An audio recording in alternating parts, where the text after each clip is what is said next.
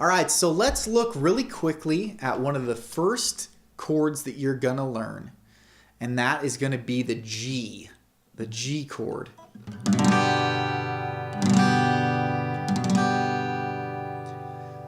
Now with the G chord, we're gonna use 3 of our fingers. We're gonna use our first finger, our second finger, and then our 4th finger, or our pinky finger. Okay? So we're gonna concentrate on these 3 fingers this whole lesson, okay? So let's take, now we're gonna go in order of the notes, okay, not of our fingers. So let's start with the very top string of your guitar,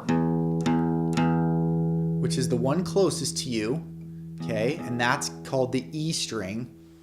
We're gonna put our second finger on the 3rd fret of that. So if you count up from 0, where you're not touching it at all, 1, 2, 3.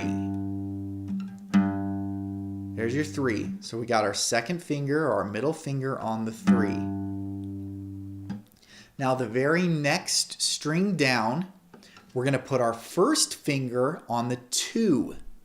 So 0 on the second string, 0, 1, 2. So right now we have our second finger on the 3rd of the first string and our first finger on the 2 of the second string.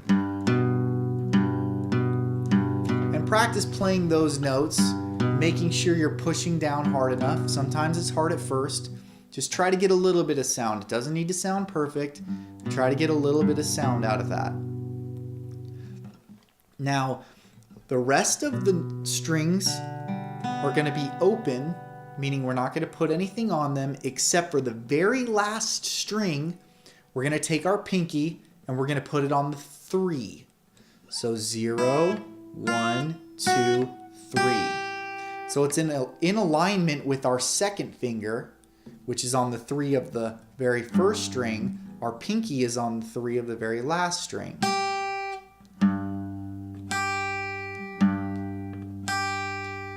And our first finger, of course, is on the second string. So when we play all of those, we go like this. 3, 2, 0, 0, 0, 3.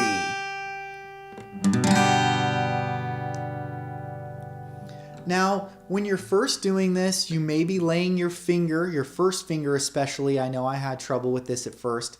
It might be touching the strings in between.